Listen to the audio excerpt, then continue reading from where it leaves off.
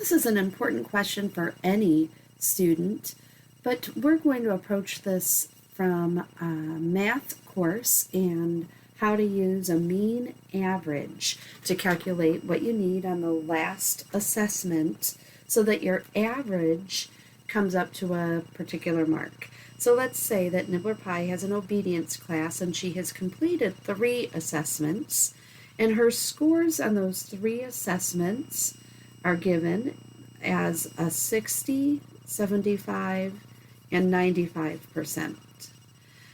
What we're looking for is what score does she need on that last assessment to get at least an 80% average.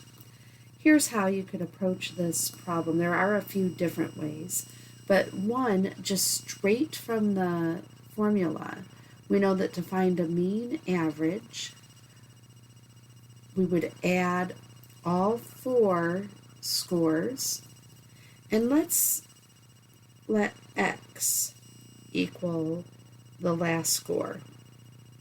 So we could use some algebra here. So if we let x represent that last score, we're going to add up the 4 scores, divide by n, which is the number of scores, which would be 4. And that should give us, oh, wait, she doesn't need a 90, does she? She needs an 80. So that should give us an 80.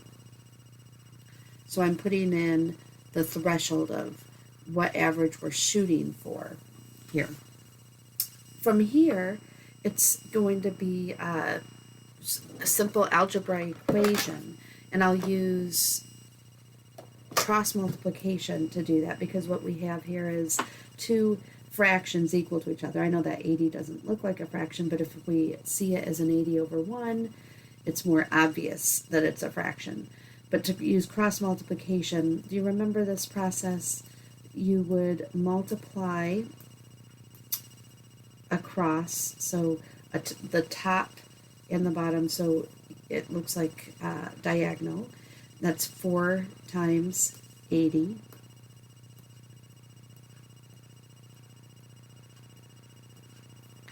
And we're going to set that equal to what we get when we multiply across the other way, so the numerator and the 1. So 60 plus 75 plus 95 comes to 230.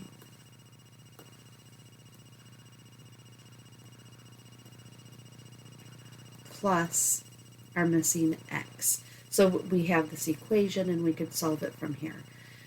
When I go to solve this, I'll multiply 4 times 80 is 320. And then when I subtract 230 from both sides,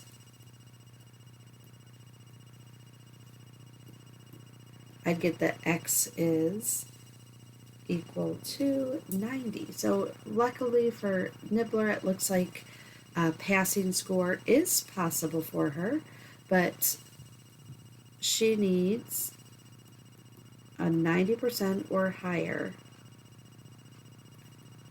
to pass the course.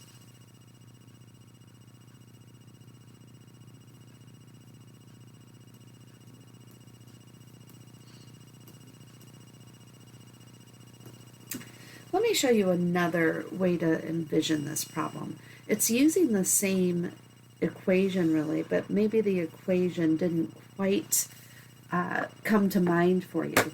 So one way to think of this is that if we need an average of 80, let me erase some of this highlighting. So if we're going for an average of 80, and we know that we've got 3 of the scores, one way to look at it is an average of 80 on 4 tests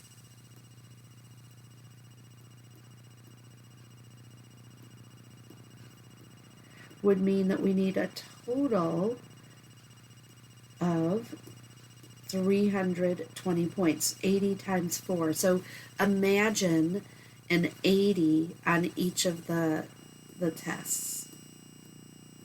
So if there's 4 tests and there were 4 80s, if we added those up, that'd be 320. And sure enough, if I did 320 divided by 4, we're going to get 80, right? So what I can approach this like is that we need a total of 320 points. So now I just need to think through what's that last test have to be so that the total comes up to 320. So I need 320 grade points, and we already have 230 grade points. So I can see that the deficit is 90. If I had 90 more, then that would add up to 320. So that's one more approach to solving this question. I hope that one of these two approaches will seem more obvious to you, or one of these approaches, or hopefully both, but at least one will work for you. This is a great problem to be able to do in all of your classes, no matter what grade level or college level you're at, because you often want to know how well do I need to do on the next assessment so that my average comes out to fill in the blank with whatever grade you're shooting for.